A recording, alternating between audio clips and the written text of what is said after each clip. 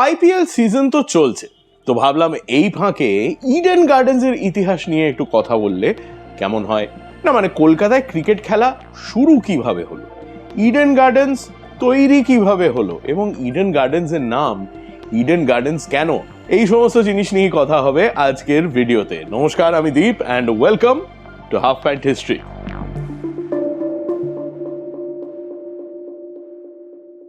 কলকাতায় ক্রিকেট খেলা কবে শুরু হয়েছিল?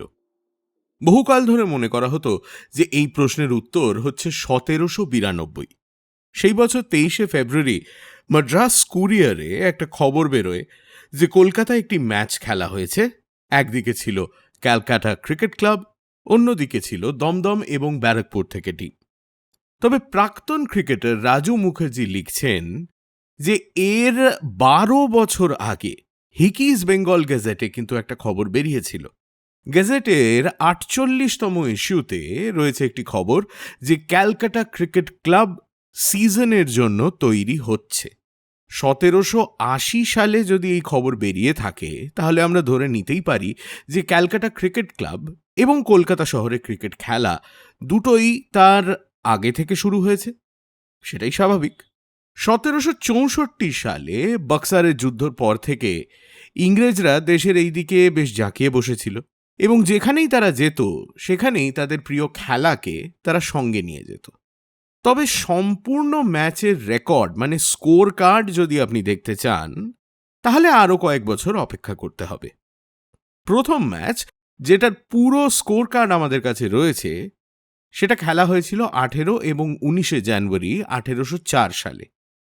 এই ম্যাচের কথা নরেন্দ্রনাথ গাঙ্গুলি তাঁর বই Calcutta cricket club its origin and ডেভেলপমেন্টে লিখেছেন।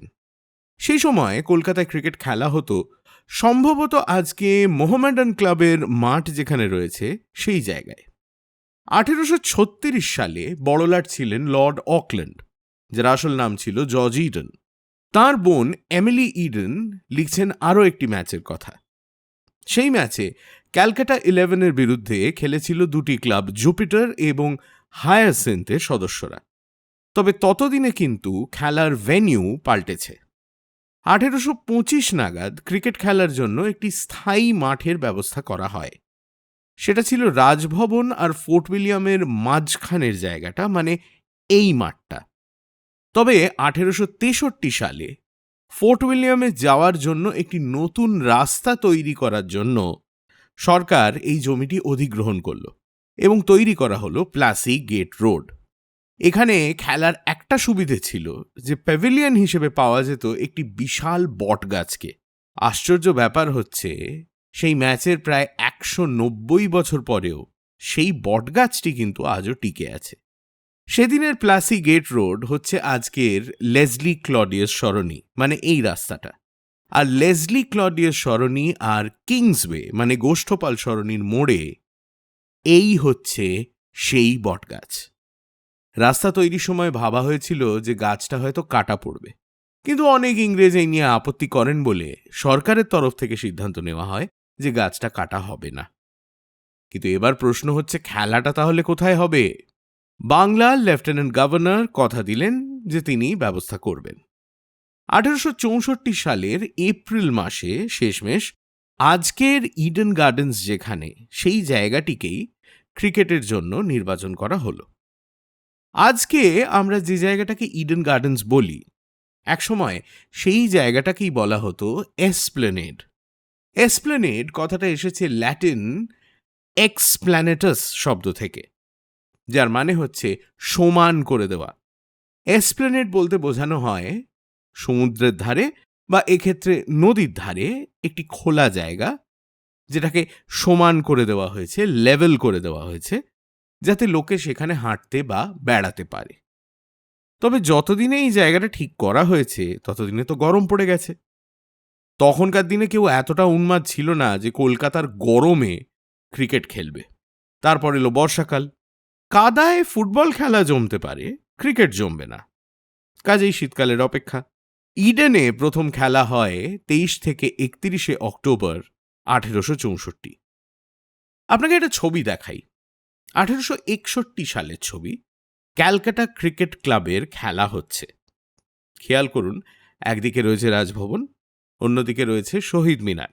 দুইয়ের মাঝখানে দেখুন তাঁবু খাটানো হয়েছে সেই বিখ্যাত বটগাছের পাশে, এবং ডান দিকে দেখুন রয়েছে একটি রোলার। এই রোলারটার কিন্তু একটা নাম আছে, এর নাম হলো গঙ্গারাম। আর এই রোলার ইডেন গার্ডেন্সে আজও সার্ভিস দিয়ে চলেছে। 1836 সালে ভারতের বড়লাট হিসেবে দায়িত্ব নেন লর্ড অকল্যান্ড অর্থাৎ জর্জ ইডেন। তার দুই বোন এমিলি এবং ফ্যানি তার সঙ্গে ভারতে আসেন। এমিলি ছিলেন কবি এবং লেখিকা। ভারতে তার অভিজ্ঞতার কথা তিনি নিজের আর এক বোন ম্যারিকে চিঠিতে লিখে পাঠাতেন। সেই চিঠি পরে প্রকাশিত হয় এবং তখনকার ভারতের সম্বন্ধে অনেক কিছু আমরা জানতে পারি এমিলির চিঠি থেকে। 1840 নাগাদ ইডেন এবং তার দুই বোন এসপ্লেনেডের এই মাঠের সৌন্দর্যায়নের একটা পরিকল্পনা তৈরি করেন। তাদের তৈরি প্ল্যান দেওয়া হয় সিভিল আর্কিটেক্ট ক্যাপ্টেন ফিটজেরাল্ডকে। আজ ইডেনে শুধু তো আর খোলা মাঠ নেই, তার সঙ্গে একটা বিশাল বড় বাগান আছে, একটা জলাশয় আছে। এই বাগান তৈরি এবং জলাশয় খোঁড়া হয় এই সময়। লর্ড অকল্যান্ডের নামে জায়গাটির নাম হয় অকল্যান্ড সার্কাস গার্ডেন্স। কিন্তু ইডেন গার্ডেন্স নামটা তাহলে হলো কিভাবে? আপনি যদি গুগল সার্চ করেন বা বই ঘেঁটে দেখেন, দেখবেন সর্বত্র একটিই কথা লেখা আছে যে ইডেন গার্ডেন্স নাম হয়েছিল নাকি এমিলি আর ফ্যানি ইডেনের নামে। তবে এটা নিয়ে আমার বরাবরই সন্দেহ ছিল।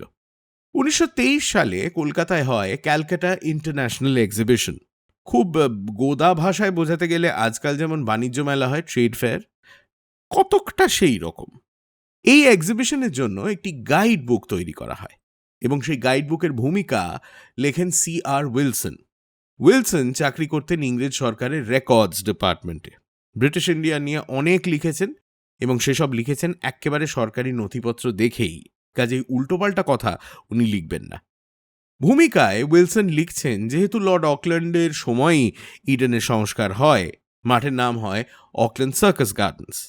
1854 সালের এপ্রিল মাসে একটি সরকারি চিঠিতে প্রথম ইডেন গার্ডেন্স নামটা ব্যবহার করা হয়, কিন্তু আনুষ্ঠানিকভাবে নাম পরিবর্তনের কিন্তু কোনো প্রমাণ উইলসন খুঁজে পাননি। কাজেই এমিলি এবং ফ্যানি ইডেনের ব্যাপারে দাবিটা সম্ভবত ভিত্তিহীন। ইডেনের বাগানের ভেতরে জলাশয় ছাড়াও একটি প্যাগোডা রয়েছে। এই প্যাগোডাটা তৈরি করিয়েছিলেন মা কিন বলে এক মহিলা, যার স্বামী ছিলেন বার্মার প্রোম বলে একটি জায়গার শাসক। আন্দাজ 1,500 টাকা দামের কাঠ ব্যবহার করে, মানে সেই যুগের 1,500 টাকা, 3 মাসের মধ্যে প্যাগোডাটি তৈরি করেন মোয়িং হুয়েন এবং 10 জন ছুতোর মিস্ত্রি। প্যাগোডার ভেতরে ছিল মহামূল্য দেবতার মূর্তি। 1853 সালে প্রোম সফরের সময় লর্ড ডালহাউজির নজরে পড়ে প্যাগোডাটি এবং তিনি সিদ্ধান্ত নেন যে এটা তিনি কলকাতায় নিয়ে আসবেন। গোটা প্যাগোডা খুলে জাহাজে করে কলকাতায় পাঠিয়ে দেওয়া হয় এবং এখানে এসে পৌঁছয় 29 সেপ্টেম্বর 1854। 1856 সালে 6,000 টাকা খরচ করে প্যাগোডাকে তার বর্তমান স্থানে খাড়া করা হয়। মন্দির বহি বানায়েঙ্গে তো শুনেছেন, কিন্তু মন্দির উঠাকে লে যায়েঙ্গে কখনো শুনেছেন? এই ধৃষ্টতা ইংরেজ ছাড়া বোধহয় সম্ভব নয়। এছাড়াও বাগানের ভেতরে তৈরি করা হয়েছিল একটি ব্যান্ড স্ট্যান্ড। 1857 সালের পর থেকে প্রতিদিন বিকেলে এখানে একটি ব্যান্ড পারফর্ম করত।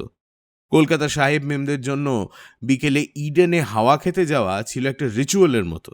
হাই সোসাইটির সবাই রীতিমতো সেজে গুজে ইডেনে আসতো বেড়াতে, বোটিং করতে আর ব্যান্ডের বাজনা শুনতে। 1868 সাল পর্যন্ত ইডেনে প্যাভিলিয়ন হিসেবে ব্যবহার করা হয়েছিল একটি কুঁড়ে ঘরকে। সে বছর এপ্রিল মাসের 18 তারিখ ক্যালকাটা ক্রিকেট ক্লাবের তরফ থেকে সরকারকে আর্জি জানানো হয় একটি পাকা প্যাভিলিয়ন তৈরি করে দেওয়ার। 1871 সালে বার্মা টিক দিয়ে সেই প্যাভিলিয়ন তৈরি হয়। ইডেনের একাধিক ঐতিহাসিক ম্যাচের সাক্ষী ছিল এই প্যাভিলিয়ন। এই প্যাভিলিয়ন ব্যবহার করেছিলেন স্বয়ং রঞ্জিত সিংজি, যার নামে আজকের রঞ্জি ট্রফি। এই প্যাভিলিয়নকে সাক্ষী রেখেই কলকাতায় খেলেছিল কুখ্যাত ডাগলাস জার্ডিনের নেতৃত্বে ইংল্যান্ডের সেই দল যারা বডি লাইন বোলিং ব্যবহার করত। কিন্তু চরম আফসোসের ব্যাপার 1976 সালে যখন ইডেনের কংক্রিটের গ্যালারি তৈরি করা হয়, তখন এই ঐতিহাসিক বার্মা টিকের প্যাভিলিয়ন ভেঙে গুঁড়িয়ে দেওয়া হয়। আমার এক মাসি বলতেন যে স্কুল জীবনে তার এক টিচার ছিলেন, ছাত্রীরা যখন গোলমাল করতেন তখন তিনি বলতেন, তোমাদের এত এজ হয়ে গেল তবুও তোমাদের কোনো সেন্স হলো না। কলকাতার মানুষের ইতিহাস সচেতনতা দেখলে আমারও এই মন্তব্যই করতে ইচ্ছে করে। তো তাহলে এই ছিল কলকাতায় ক্রিকেট খেলা শুরু হওয়া আর ইডেন গার্ডেন্সের একেবারে গোড়ার দিকের কথা।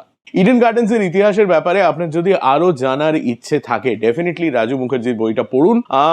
কিন্ডলে তো পাওয়াই যাচ্ছে, কাজেই ফিজিক্যাল বই কিনে সেটা কবে আপনার কাছে পৌঁছবে এই সমস্ত চিন্তা যদি আপনার থাকে, সেসব ঝামেলা নেই।